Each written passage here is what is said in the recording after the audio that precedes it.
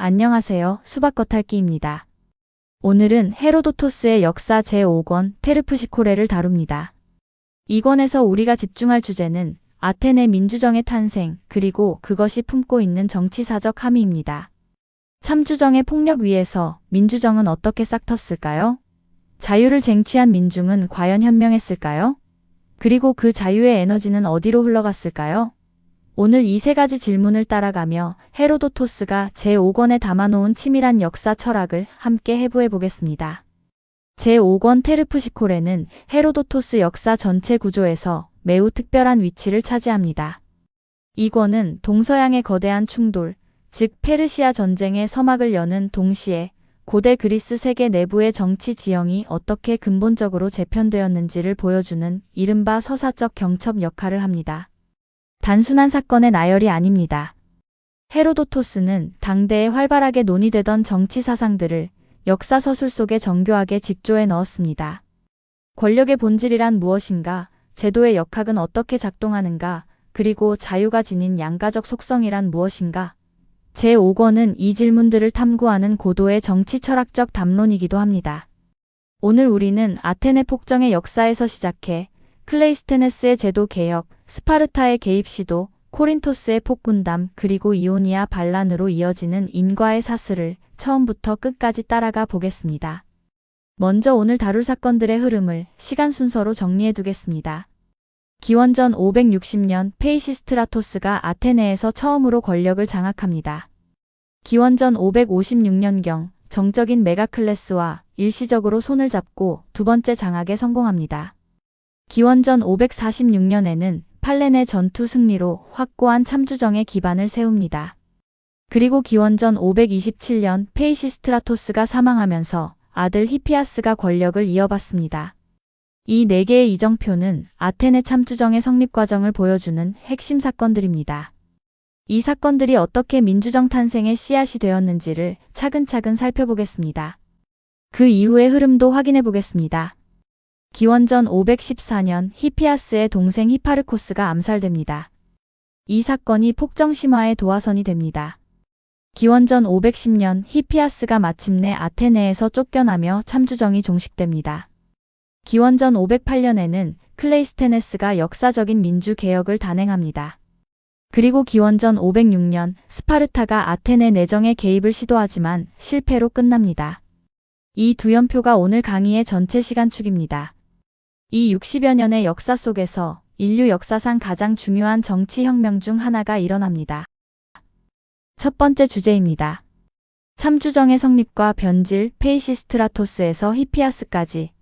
아테네 민주정을 이해하려면 먼저 그 직전 체제인 참주정이 어떻게 태어나고 어떻게 썩어갔는지를 알아야 합니다.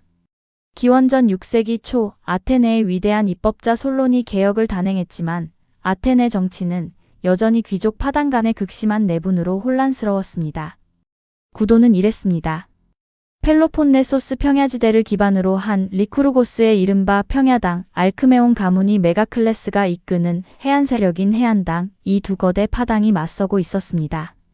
페이시스트라토스는 이 틈을 정확하게 파고들었습니다. 그는 아티카 동부에 소외된 빈농과 도시 빈민을 규합하여 산지당이라는 제3의 세력을 만들었습니다. 기득권 파당 어디에도 속하지 못하는 불만 계층을 정치 무대로 끌어낸 것입니다. 이 전략적 연합이 그를 권력의 중심에 서게 했습니다. 페이시스트라토스는 두 번째 권력 복귀 과정에서 역사상 유례없는 기만을 저질렀습니다. 피에라는 이름에 키가 크고 외모가 빼어난 여성을 찾아 그녀에게 눈부신 갑옷을 입히고 아테나 여신으로 위장시킨 것입니다. 그런 다음 전령을 앞세워 아테나 여신께서 친히 페이시스트라토스를 아테네로 인도하신다고 선포하게 했습니다. 그리고 실제로 그 여신과 함께 전차를 타고 아크로폴리스로 입성했습니다. 헤로도토스는 이 장면을 묘사하면서 짧지만 날카로운 조소를 날립니다. 다른 어떤 그리스인보다 영리하다고 자부하는 아테네인들이 이토록 허무한 속임수에 완전히 넘어갔다고 말이죠. 역사상 가장 어리석은 속임수라는 그의 평가는 아테네 민중에 대한 냉철한 시선을 예고합니다. 이 시선은 제5권 후반부에서 훨씬 더 무겁게 되돌아옵니다. 페이시스트라토스의 권력 장악은 세 차례에 걸쳐 이루어졌습니다. 1차는 자해를 통한 기만이었습니다.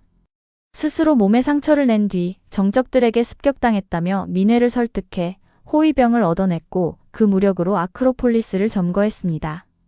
2차는 앞서 본 피의 연극이었습니다. 종교적 선전을 동원한 복귀였습니다. 3차는 가장 결정적이었습니다.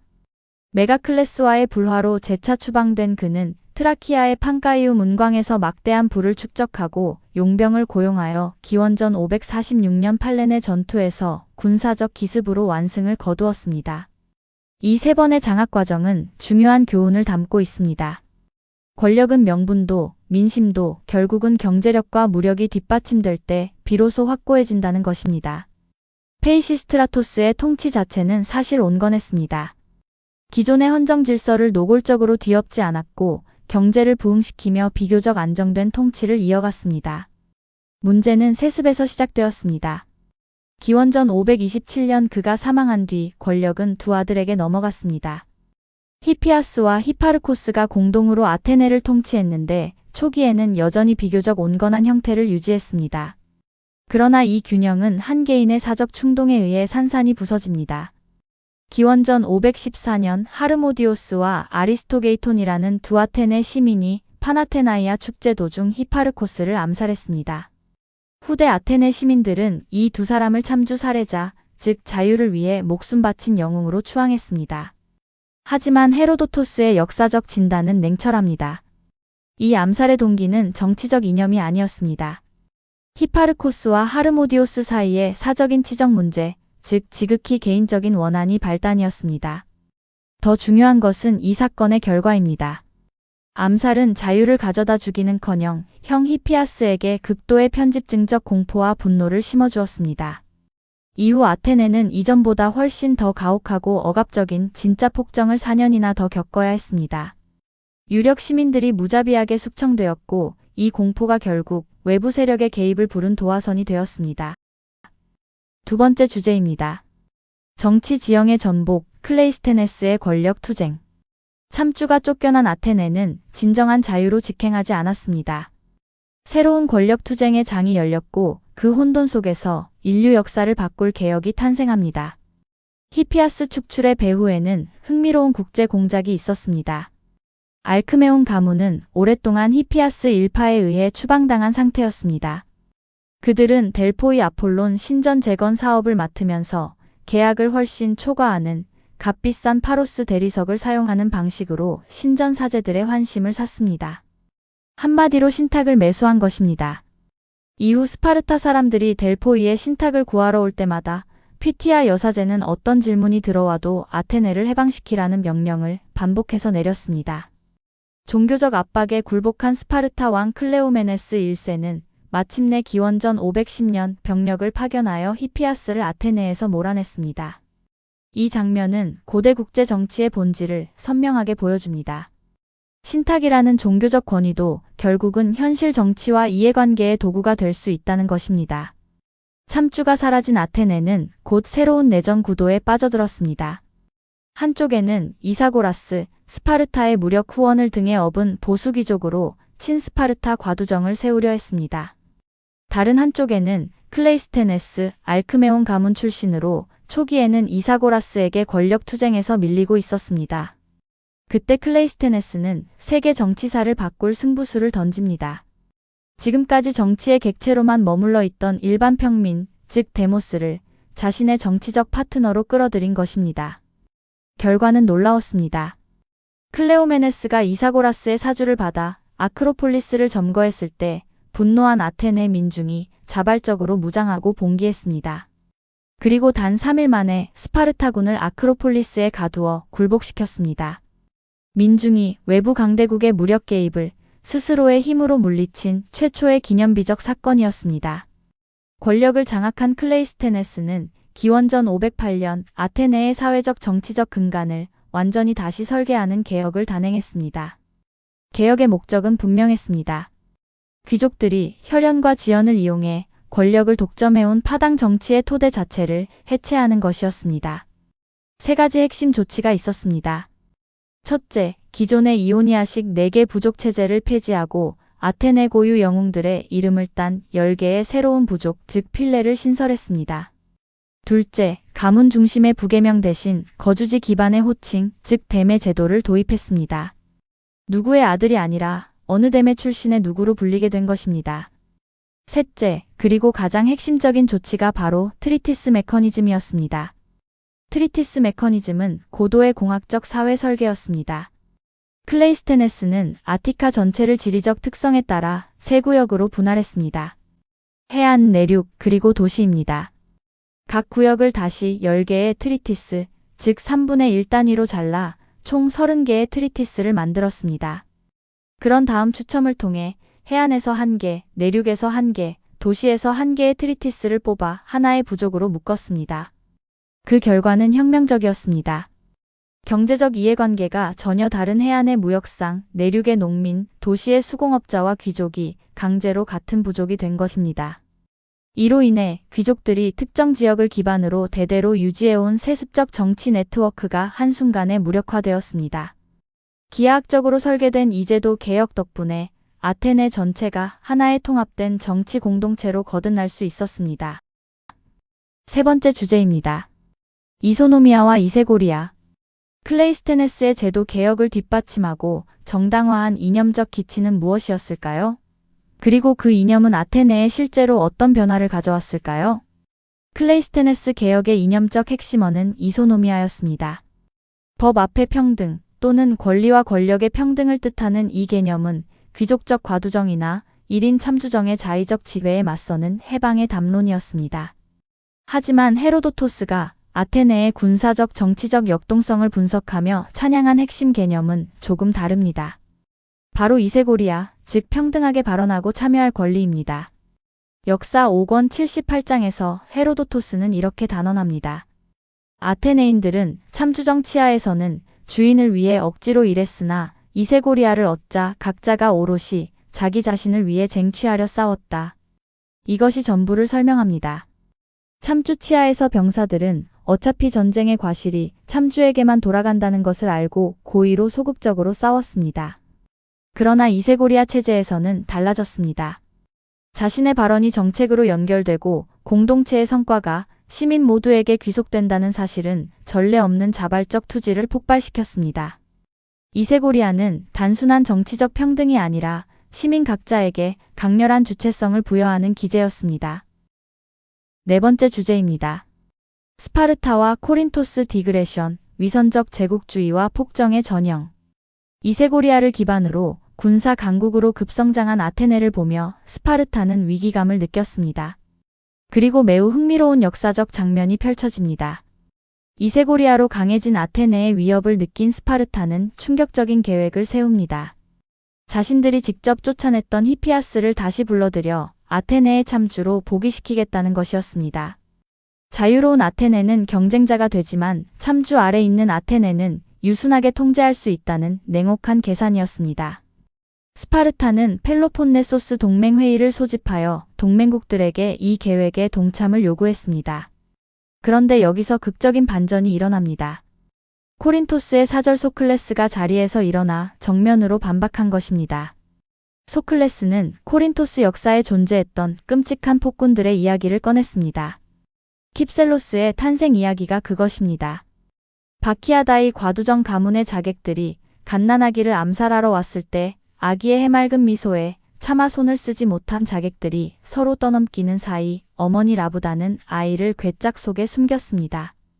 그 이름을 따 킵셀로스라 불린 이 아이는 장성하여 코린토스의 참주가 되었고 30년간 시민을 추방하고 재산을 몰수하는 잔혹한 통치를 이어갔습니다. 그리고 그 아들 페리안드로스는 더욱 극단적이었습니다. 그는 밀레투스의 참주 트라시블로스에게 권력 유지의 비법을 물었는데 트라시블로스는 밀밭에서 다른 것보다 키가 큰 밀 이삭들을 모두 잘라버리는 행동으로 무언의 답을 전했습니다. 뛰어난 자들을 모두 제거하라는 암시였고 페리안드로스는 이 무언의 가르침을 철저하게 실행에 옮겼습니다. 소클레스는 이 폭정의 역사를 들려준 뒤 스파르타를 향해 일갈했습니다. 참주제가 그렇게 훌륭한 체제라면 너희 스파르타에 먼저 참주를 세워보라. 자신들의 평등한 과두 공동체를 지키기 위해서는 참주를 그토록 억제하면서 타국에는 제국주의적 통제를 위해 참주를 안치려는 이중성을 정확하게 찌른 것입니다. 코린토스의 반대는 다른 동맹국들의 억눌린 반대 여론을 한꺼번에 폭발시켰고 스파르타는 결국 히피아스 복위 계획을 철회해야 했습니다. 헤로도토스는 이 장면을 통해 무력을 넘어선 정치적 언어와 명분이 국제관계에서 어떻게 작동하는지를 생생하게 보여줍니다. 다섯 번째이자 마지막 주제입니다. 이오니아 반란과 파국, 재앙의 시작. 스파르타의 개입이 실패하고 아테네가 확고한 독립을 유지하는 바로 그 시점, 동방에서 또 다른 불씨가 타오르고 있었습니다. 밀레투스의 참주 아리스타고라스가 있었습니다. 그는 대의 명분보다는 지극히 사적인 이유로 나크소스 원정 실패로 다리우스 왕의 분노를 살 위기에 처하자 억지로 이오니아 반란을 주도한 기회주의적 인물이었습니다. 반란을 조직하면서 스스로 참주 지위를 내려놓고 이소노미아를 내세웠는데 이것은 진정한 이념이 아니라 동조 세력을 모으기 위한 정치적 계산의 산물이었습니다. 그는 먼저 스파르타를 찾아갔습니다. 세계 지도를 펼쳐놓고 페르시아의 막대한 금은 보화와 취약한 무장 상태를 강조하며 클레오메네스 왕을 유혹했습니다. 그런데 대화 도중 치명적인 실수를 저질렀습니다. 이오니아 해안에서 페르시아 수도 수사까지 걸어가면 3개월이 걸린다는 사실을 그만 발설한 것입니다. 현실주의적인 클레오메네스는 바다에서 너무 멀리 떨어진 아시아 내륙에 스파르타 군을 보낼 수 없다며 그를 즉각 추방했습니다. 스파르타에서 거절당한 아리스타고라스는 아테네로 향했습니다. 이번에는 같은 금전적 유혹에 더해 밀레투스는 과거 아테네인들이 세운 식민시라는 감정적 혈연의 명분까지 교묘하게 덧붙였습니다. 결과는 놀라웠습니다. 아테네 민회는 이 얕은 선동에 완벽하게 넘어가 페르시아에 맞서 20척의 군함을 파병하기로 표결했습니다. 헤로도토스는 이 장면에서 역사상 가장 유명한 조소를 날립니다. 한 명을 속이는 것보다 많은 사람을 속이는 것이 더 쉬워 보인다. 그는 단 한 명의 스파르타인 클레오메네스를 속이지는 못했지만 3만 명의 아테네인들을 속이는 데는 성공했기 때문이다. 이것이 바로 이세고리아의 양날입니다. 참주정을 극복하고 평등한 발언권을 쟁취하여 무한한 활력을 발산하던 아테네 시민들이 바로 그 거침없는 자율성과 성공에 대한 도취 때문에 집단적 탐욕과 감정적 선동에 무방비 상태로 노출된 것입니다. 1인의 군주나 참주는 자신의 생존을 이성적으로 계산하여 위험을 회피할 수 있습니다. 하지만 이세고리아의 에너지가 맹목적인 제국주의적 탐욕으로 변질될 때 군중은 민주적 투표라는 정당한 절차를 통해 스스로 파멸적인 결정을 내릴 수 있습니다. 아테네가 파병한 그 20척의 배는 사르디스 화재 사건을 일으켰고 다리우스 왕의 맹렬한 복수심을 자극했습니다. 헤로도토스는 이 배들을 가리켜 이렇게 선고합니다. 이 배들이 그리스인과 이민족 모두에게 닥칠 모든 재앙의 시작이 되었다. 마라톤 전투가 그리고 살라미스 해전이 바로 이 20척의 배에서 시작된 것입니다. 오늘 헤로도토스 역사 제5권을 통해 아테네 민주정의 탄생 과정과 그 정치사적 함의를 살펴보았습니다. 참주정의 폭력 위에서 태어난 이소노미아와 이세고리아. 그 자유는 분명히 아테네를 그리스 최강의 국가로 변모시켰습니다. 하지만 헤로도토스는 동시에 냉철하게 묻습니다. 자유를 얻은 민중은 과연 그 자유를 현명하게 사용했는가? 집단의 열정과 이성 사이에서 민주주의는 어떤 실패를 반복하는가? 이 질문은 2500년이 지난 지금도 여전히 유효합니다. 다음 편에서는 이오니아 반란의 전개와 페르시아 전쟁으로 이어지는 본격적인 이야기를 다루겠습니다. 오늘도 시청해주셔서 감사합니다. 수박겉핥기였습니다.